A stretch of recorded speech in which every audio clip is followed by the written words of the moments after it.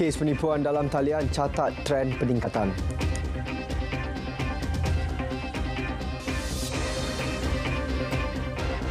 Assalamualaikum, salam Malaysia Madani. Berita tengah malam sama saya, Sahih Samsudin. Pusat Respons Skam Kebangsaan NSRC merekodkan jumlah kerugian kes penipuan dalam talian dari Januari hingga 8 Disember tahun lalu sebanyak 1.34 bilion ringgit. Ini menunjukkan peningkatan berbanding 840 juta ringgit yang direkodkan dalam tempoh sama pada tahun 2022. Timbalan Menteri Komunikasi Teo Nii Cheng berkata kes pelaburan tidak wujud mencatatkan jumlah kerugian tertinggi iaitu 437 juta ringgit. Ini diikuti jenayah telekomunikasi mencatatkan kerugian 334 juta ringgit, jenayah e-kewangan 104 juta ringgit, penipuan cinta 41 juta ringgit, jenayah e-dagang 383 juta ringgit dan pinjaman tidak wujud 39 juta ringgit. Saya faham ada duit sikit dan catch up dengan inflasi, jadi salah satu cara untuk kita keep the value adalah untuk buat pelaburan. Tetapi apabila kita nak buat apa-apa pelaburan, sangat-sangat penting adalah kita semak dengan Security Commission. Sama itu pelaburan itu adalah diluluskan oleh Security Commission. Orang ramai dinasihat untuk menyemak pendaftaran pelaburan dengan Securities Commission Malaysia SC terlebih dahulu bagi mengelak menjadi mangsa penipuan. Di Terengganu, kes penipuan menjadi penyumbang utama kes jenayah komersial bagi tempoh bermula awal tahun ini hingga 27 Januari. Ketua Polis Terengganu, Datuk Mazli Mazlan berkata penipuan skim pelaburan tidak wujud menjadi penyumbang kerugian tertinggi dengan jumlah sebanyak RM35,600. Dia bonus dia memusnahkan kepada semua golongan, semua golongan, terutamanya golongan pesara dan juga peniaga-peniaga. Dan skema di Terengganu ni dia melibatkan kes tipu yang menguasai lebih kurang 90% daripada kes komersial di Terengganu lah. Secara keseluruhan, jenayah komersial di Terengganu pada tahun lepas mencatatkan kerugian lebih 33.3 juta ringgit meliputi 1,237 kes. Iaitu melibatkan penipuan ala makau dan love scam serta pelaburan tidak wujud. 12 individu di Johor menjadi mangsa penipuan pelaburan mata wang kripto di laman AsiaX dengan kerugian dicatatkan berjumlah 5.071 juta ringgit. Ketua Polis Johor, Komisioner M. Kumar S. Mutuvelu berkata mereka mendakwa melihat iklan pelaburan yang tawar keuntungan tinggi dalam masa singkat di laman sosial. Mangsa kemudian menekan pautan yang diberikan sebelum dimasukkan dalam kumpulan WhatsApp. Mereka diberi penerangan berkenaan pelaburan ditawarkan dan keuntungan yang bakal diperoleh. Mangsa memuat turun dan mendaftar di laman AsiaX. Mangsa kemudian membuat pembayaran ke akaun-akaun diarahkan bagi tujuan pembelian mata wang kripto. Bagaimanapun, mangsa mula sanksi kerana wang keuntungan itu gagal dikeluarkan atas pelbagai alasan, termasuklah diminta membuat pembayaran dan jika gagal bayar, wang mereka hangus. Kes disiasat mengikut Seksyen 420 Kanun Keseksaan. Dalam perkembangan lain, 30,000 rakyat Johor dijangka memenuhi laluan dari Istana Bukit Serin ke lapangan terbang antarabangsa Senai Rabu ini. Ia bersempena sambutan keberangkatan Sultan Johor, Sultan Ibrahim Sultan Iskandar ke Istana Negara Kuala Lumpur. Ketua Polis Johor, Komisioner Polis M. Kumar S. Mutuvelu berkata seramai 1,200 pegawai dan anggota termasuk agensi lain akan membantu penugasan bagi memastikan aliran trafik lancar. Jalan-jalan akan ditutup sepanjang konvoi tersebut iaitu 35.5 km bermula daripada Istana Bukit Serin sehinggalah ke Royal Hangar. Kita akan tutup serentak untuk memastikan tiada halangan pergerakan konvoi. So, kalau ada sesiapa nak keluar kerja awal ke nak pergi airport pada tarikh tersebut, keluarlah lebih awal. Sebab memang jalan akan ditutup bermula pukul 7.45 pagi. Ada 15 lokasi checkpoint untuk membolehkan rakyat Johor mengimbar bendera dan melambai tangan kepada konvoi pergerakan Sultan Ibrahim. Justru, rakyat Johor digalakkan keluar lebih awal dan menggunakan laluan alternatif untuk ke tempat kerja atau ke lapangan terbang. Masih di Johor, kerajaan memberi fokus kepada usaha mengatasi banjir yang kerap berlaku di kawasan-kawasan tumpuan bagi mengelak pertambahan kawasan banjir baru. Peruntukan RM15 juta diterima tahun ini akan digunakan di 10 kawasan utama, manakala baki 20 kawasan lagi diselesaikan tahun berikutnya. Dan kita tidak menggunakan spek seperti biasa hujan yang tadi saya beritahu 20 sampai 30 mm per jam per square feet, tetapi kita mula membaca untuk 100 per jam per square feet. Jadi kita boleh lihat bahawa kita nak pembangunan, bila kita selesaikan hotspot banjir ini, takkan ada lagi hotspot yang baru akan timbul. Antara langkah diambil, pembinaan tembok menghalang air di Kampung Muhammad Amin dan Setia Indah, Johor Bahru yang kerap dilanda banjir. Setakat ini, kerajaan negeri belum membuat taksiran lengkap kerugian akibat banjir bulan ini. Lebih banyak badan bukan kerajaan di seluruh negara diminta tampil membantu penduduk pasca banjir di Dungun, Terengganu. Menurut Setiausaha Jawatan Kuasa Pembangunan dan Keselamatan Kampung, Kampung Pasir Raja, kerja-kerja pembersihan memerlukan tenaga kerja yang ramai. Kampung Pasir Raja antara yang teruk terjejas selepas Kampung Syukur dan Kampung Jongok Batu. Malah bekalan air bersih yang terputus menyukarkan kerja-kerja pembersihan yang terkesan dengan lumpur. Keadaan cuaca sekarang ni, mana dalam edah banjir lagi, saya menyerulah kepada semua penduduk kampung bersiaga seperti biasalah. Takut mari gelombang yang kelima pula. Penduduk memberi bayangan kerja-kerja pasca banjir dijangka berlarutan dalam tempoh seminggu. Perkembangan banjir di Terengganu, Johor dan Pahang. 10 pusat pembinaan sementara PPS masih beroperasi setakat pukul 11 malam, membabitkan 980 penduduk terjejas. Menurut portal Info Bencana JKM, 7 PPS masih aktif di Dungun, Terengganu.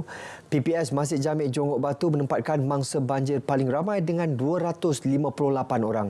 Ini diikuti PPS Dewan Serbaguna Kampung Syukur dan Dewan Orang Ramai Kampung Pasir Raja, masing-masing 226 dan 247 orang. Baki 192 mangsa banjir ditempatkan di PPS lain. Manakala di Pahang, penduduk terjejas terdiri daripada 28 orang daripada 6 keluarga. Mereka berlindung di PPS Balai Raya Rekoh dan Sekolah Kebangsaan Buloh Nipis.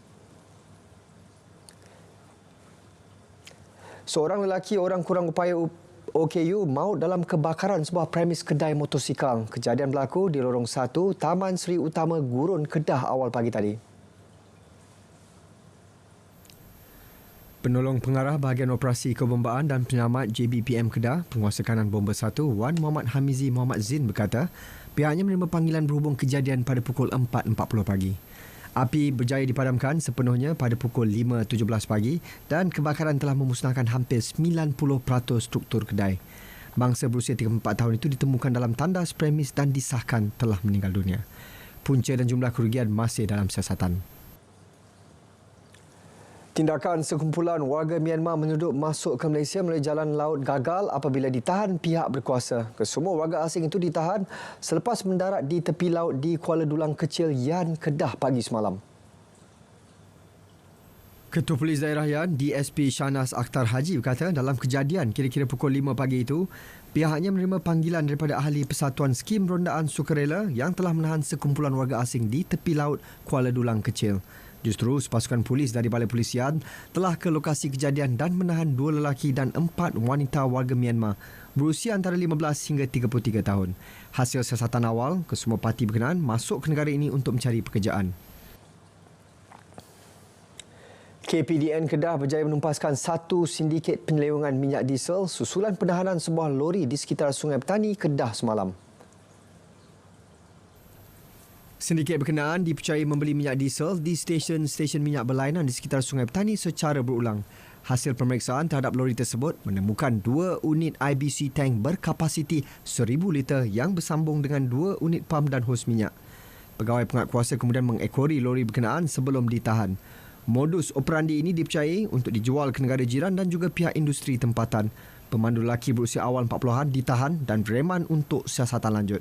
Siasatan dijalankan di bawah Akta Kawalan Bekalan 1961.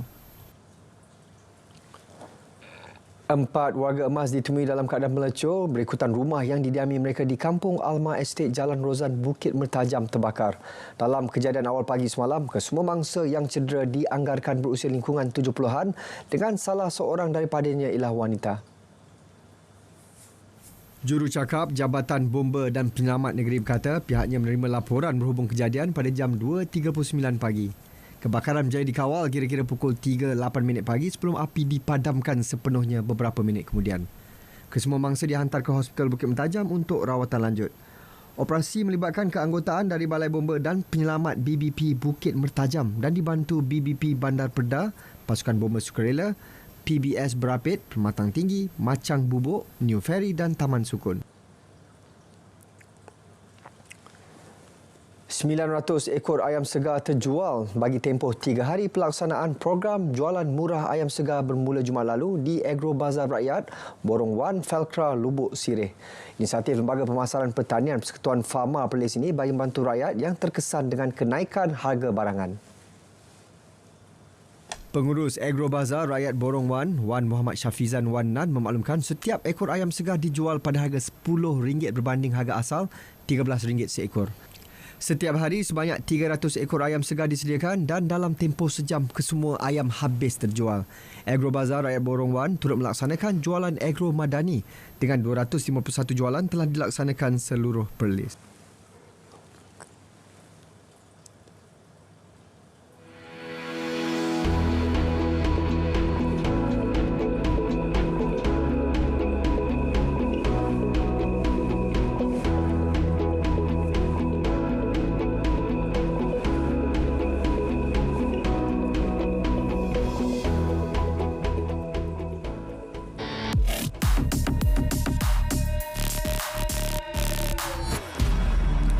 Daripada 1 Februari 2024 tiada lagi latihan tetap dalam kerajaan, semuanya hanyalah contract of service. Pada saya ini merupakan satu berita yang kecewakan saya lah, dan juga saya rasa ramai yang kecewa.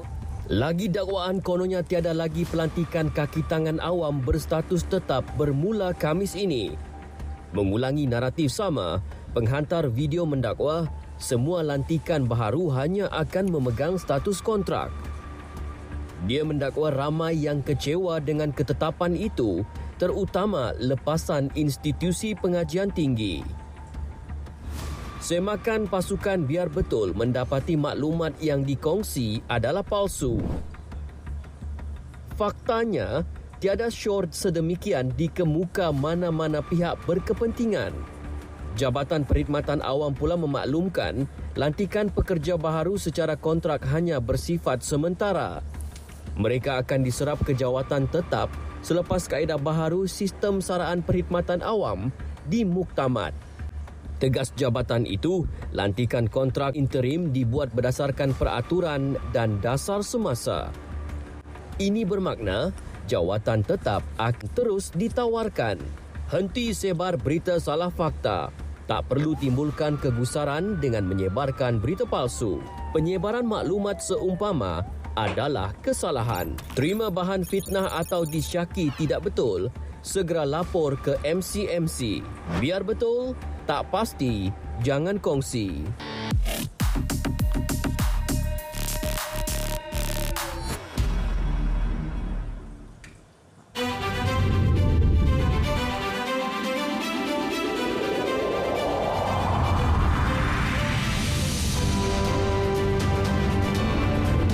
Selagi ada bulan dan matahari, begitulah kesetiaan rakyat kepada raja dan negara kekal abadi.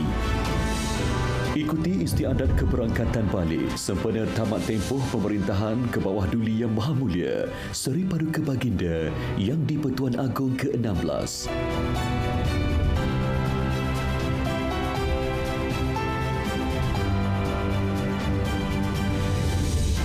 Dan istiadat keberangkatan tiba ke bawah Duli Yang Maha Mulia Seri Paduka Baginda Yang di-Pertuan Agong Sultan Ibrahim Ibni Almarhum Sultan Iskandar sebagai Seri Paduka Baginda Yang di-Pertuan Agong ke-17.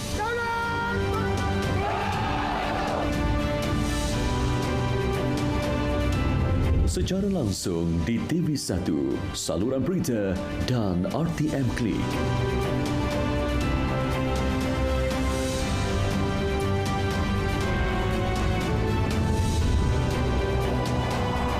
Daulat Tuanku.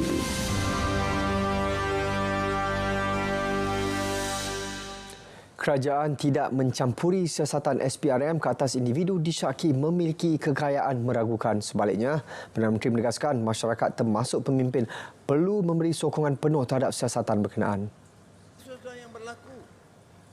Saya tidak hairan ada NGO, ada cendekiawan, ada kelompok yang anggap mereka itu memang pro hak kebebasan dan sebagainya, yang dikenali sebagai pejuang reformasi, pejuang gerakan anti rasuah, tapi sekonyong-konyong mempertahankan cara terang atau cara halus golongan perasuah besar ini.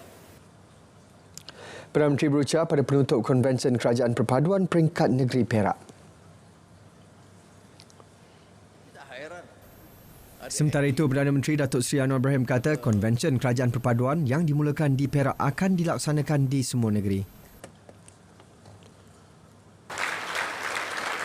Sekali lagi, Perak mencetus perubahan dan mencipta sejarah. Saudara, jangan kita remehkan. Perpaduan ini antara kaum, antara agama di negara ini dianggap satu imperatif yang tidak boleh disangkal. Kenyataan politik sedemikian rupa. Dan dalam sejarah, sama di Malaysia dan mana-mana negara lain, coalition atau kerajaan campuran atau perpaduan bukan satu hal yang mudah. Katanya konvensyen berkenaan dilihat berupaya memberi kekuatan dan nilai tambah kepada kerajaan perpaduan Gabungan Pakatan Harapan dan Barisan Nasional BN. Tambahnya lagi, gabungan parti-parti dalam kerajaan perpaduan termasuk di Sabah dan Sarawak mengukuhkan kerajaan sedia ada. Konvensyen Kerajaan Perpaduan Peringkat Negeri Perak ini berjaya menghimpunkan lebih 1,000 perwakilan melibatkan kepimpinan tertinggi sehingga ke peringkat akar umbi PH dan BN. Yang di-Pertuan Agong Al-Sultan Abdullah Riyatuddin Al-Mustafa Billah Shah berkenan melancarkan e-book Test of a King di Istana Negara semalam. Buku mengisahkan perjalanan baginda sepanjang tempoh pemerintahan dari kacamata perundangan merupakan hasil garapan 5 penulis. Buku 66 muka surat itu berkisar tentang kebijaksanaan dan dedikasi baginda dalam mengharungi serta mengemudi negara melalui pelbagai cabaran selain ketidaktentuan politik. Kita telah mendapatkan pandangan daripada pakar-pakar, masuk Profesor Syed, Faruk Al-Fuki, Tuan Raus, bekas Ketua Hakim dan juga Datuk Lim Ciwi untuk memberikan pandangan mereka berkaitan dengan keadaan perundangan ketika itu, terutama isu-isu yang berkaitan dengan COVID, lepas tu berkaitan dengan emergency, darurat dan seterusnya hang parlimen, di mana tuanku terpaksa melantik 3 Perdana Menteri sebenarnya dan berakhir dengan Perdana Menteri yang ke-10. E-book yang dihasilkan selama 8 bulan itu akan dicetak dan diterbitkan dalam bentuk fizikal. Orang ramai boleh memuat turun buku berkenaan secara percuma menerusi dalam talian. 114 pelajar cemerlang dari pelbagai institusi pengajian tinggi IPT menerima beasiswa daripada Yayasan Angkatan Koperasi Kebangsaan Malaysia Berhad Angkasa membabitkan pembiayaan berjumlah lebih RM795,000. Beasiswa pelajar cemerlang peringkat ijazah sarjana muda sepenuh masa sesi 2023-2024 itu membabitkan beasiswa penuh kepada 30 pelajar kelas pertama dan 60% kepada 84 pelajar kelas kedua. Menurut Presiden Angkasa, Datuk Seri Dr. Abdul Fattah Abdullah, sejak tahun 2000 hingga 2023, seramai 1,699 pelajar telah menerima tajaan, pembiayaan dan beasiswa membabitkan jumlah pembiayaan lebih RM32 juta. Daripada jumlah itu, 11.14 juta ringgit telah ditukar kepada jumlah beasiswa. Ustaz Dr. Abdul Somad dilantik sebagai Profesor Adjung di Universiti Malaysia Sabah Kampus Antarabangsa Labuan UMSKAL. Timbalan Naib Chancellor Akademik dan Antarabangsa UMSKAL, Profesor Dr. Syahril Yusof berkata, pelantikan tersebut bagi mendapatkan kepakaran dan pengalaman melalui usaha dakwah yang beliau berikan. Ustaz Abdul Somad merupakan pemegang ijazah sarjana muda Universiti Al-Azhar Kahirah Mesir, seterusnya melanjutkan pengajian dalam Diploma Pengajian Siswazah Lanjutan di Institut Pengajian Islam Tinggi Darul Hadis Al-Hasaniyah di Rabat, Maghribi. Selain ijazah kedoktoran dalam bidang pengajian ilmu hadis di Universiti Islam Omdurman, Sudan. 40 pelajar antarabangsa Centre for International Affairs and Cooperation CIAC UUM bersama Langkawi Tourism Academy LTA menyantuni komuniti setempat di Langkawi. Program ini, Knowledge Transfer Program ini bukan yang pertama di antara Langkawi Tourism Academy dan UUM. Kalau sebelum ini, program ini dilaksanakan di antara pencarah UUM dan pencarah di Langkawi Tourism Academy. Tapi kali ini dia melibatkan pelajar antarabangsa yang dibawa khas untuk program ini oleh UUM ke Langkawi Tourism Academy dan melibatkan komuniti Langkawi. Beliau ditemui di Langkawi Tourism Academy, Padang Matsirat. Asnaf terima bantuan zakat yang berjaya keluar dari kepompong kemiskinan perlu tampil mengesahkan status pendapatan terkini. Ini bagi memastikan bantuan zakat dapat disalur kepada golongan yang benar-benar layak. Kita ada juga kes-kes yang mana mereka yang dah keluar tapi dia tidak memaklumkan yang dia dah keluar daripada zon yang layak untuk terima zakat. Jadi saya merayu dan minta kepada mereka ini untuk tampil ke depan dan memaklumkan. Sebab kita kena ingat, zakat ni sebenarnya dia ada hak dia orang yang tertentu. Jadi kalau kita tak termasuk dalam golongan yang layak untuk menerima zakat tersebut, maknanya kita ambil hak orang lain.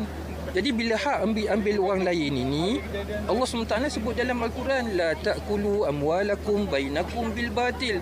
Jangan sekali-kali kamu makan harta orang lain dengan jalan yang tidak benar. Jadi dia dah tahu dah dia tak layak, kan? Lepas tu dia ambil pula hak orang lain. Tambahnya, proses pemutihan sedang giat dijalankan untuk mengenal pasti golongan asnaf semasa. Data dalam pangkalan Mawib akan diselaraskan dengan sistem padu akan datang. RM5 juta setahun diperuntukkan Majlis Agama Islam dan Adat Istiadat Melayu Perlis MAIPS bagi menaja anak asnaf melanjutkan pelajaran dalam bidang pendidikan dan latihan teknikal dan vocational TVET. Sejak 2019 hingga kini, MAIPS Menerusi Akademi Transformasi Asnaf MAIPS Sdn Bhd ATAM telah menaja 1,030 orang anak asnaf bagi mengikuti latihan kemahiran dan kerjaya di 24 pusat latihan kemahiran seluruh negara. Semua pelajar ini di bawah seliaan ATAM, anak syarikat MAIP, di mana Akademi MAIP ini ditubuhkan adalah tujuan untuk menyediakan program-program latihan kemahiran dan juga peluang penempatan pekerjaan kepada anak-anak asal di seluruh Perlis. So alhamdulillah selama ini kami dapati program ini mendapat sambutan begitu baik daripada anak-anak asnaf di seluruh negeri Perlis, dan alhamdulillah selain daripada kita menghantar pelajar di luar Perlis, ada juga sebagai industri yang kami jemput daripada luar untuk datang bagi menyediakan latihan dan sekaligus akhirnya mengambil anak-anak di bawah tajaran MAIP ini ke dalam pasaran pekerjaan.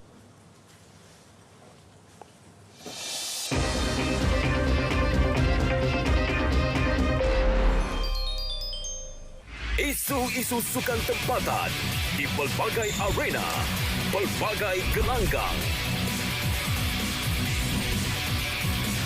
Pencapaian dan kontroversi akan dikupas dan dibincangkan dalam Planet Sukan setiap Ahad 10 malam di TV1 dan saluran sukan RTM. Saksikan juga secara penstreaman langsung di RTM Klik.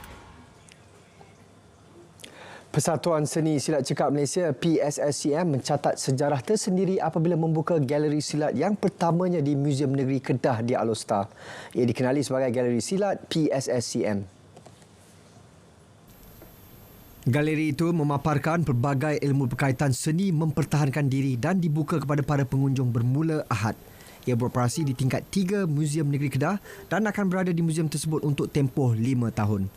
Ini akan menjadi nilai tambah di muzium ini dan menjadi orang kata hub informasi kepada pengunjung yang ingin mengetahui dengan lebih lanjut tentang Persatuan Seni Silat Cekak Malaysia ini. So saya menyeru kepada pengunjung orang ramai dan juga pelancong yang datang ke Kedah ni. Beliau ditemui selepas merasmikan galeri PSSCM di Museum Negeri Kedah Alustar. Pada majlis itu, beliau turut menyaksikan majlis serah tapa antara PSSCM selaku pempamer dan lembaga Museum Negeri Kedah. Pemain profesional Dota 2 Malaysia Chen Zijiang atau lebih dikenali sebagai Nothing to Say dipilih sebagai pemain paling bernilai MVP pada Anugerah E-Sukan Malaysia 2023. Majlis itu julung kali diadakan di Pusat Konvensyen Antarabangsa Putrajaya PICC.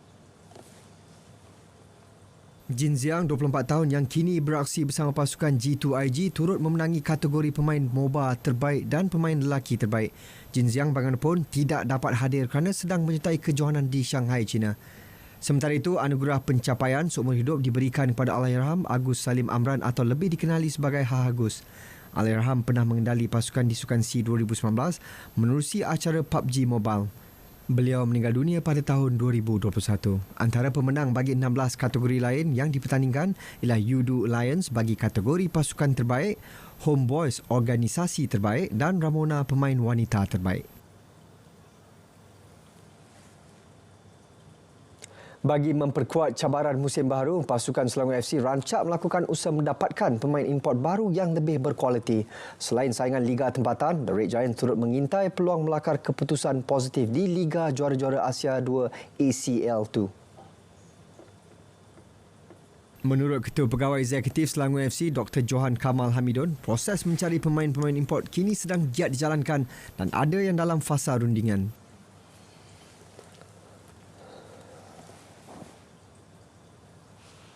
Kita ada bawa masuk beberapa muka baru sebab of course sekarang ni the standards are high, dah raise the bar kan. Jadi kita perlu membawa masuk pemain yang kita rasa mempunyai pengalaman yang luas, yang pernah bermain pada peringkat yang tertinggi untuk datang ke Selangor untuk memikul tanggungjawab tu bersama. So memang fokus kami itulah, bagaimana kita membawa kualiti pemain yang boleh bawa tahap Selangor ke yang lebih tinggi. Semalam, The Red Giant menerusi laman Facebooknya mengesahkan mengekalkan 3 pemain import sedia ada iaitu Nur Al-Rawabdeh, Alexander Ayakarwa dan Richmond Angkrah. Tambahnya, Selangor FC yang layak ke ACL2 secara merit akan mengadakan kem pramusim di Thailand Mac depan. Sementara itu, Dr. Johan menyifatkan prestasi Selangor FC musim lalu sangat membanggakan. Tahun ni, tahun 2023 kita menang 20 perlawanan. So saya rasa kalau kita boleh improve daripada menang 20 perlawanan ke lebih, satu pencapaian. Sebab nak dapat 20 menang tu pun bukan satu pencapaian mudah. Yang terbaik so far dalam 9 tahun kami, 5 tahun kami kat situ, dan sejak rekod 9 tahun lah pengurusan lama pengurusan baru, 20 perlawanan yang menang tu sangat tinggi. So kita kalau boleh maintain pun saya rasa sangat baik, tapi kalau boleh naikkan 22, 23, dan itu satu indikator yang kita nak fokus lah. Beliau ditemui pada program CSR, aktiviti baik pulih gelanggang futsal dan pengumuman penaja baru di Seksyen 7 Shah Alam. Sekian berita tengah malam dari Sungai ke Segara, Palestin pasti merdeka. Malaysia Madani, tekad perpaduan penuhi harapan. Assalamualaikum dan selamat malam.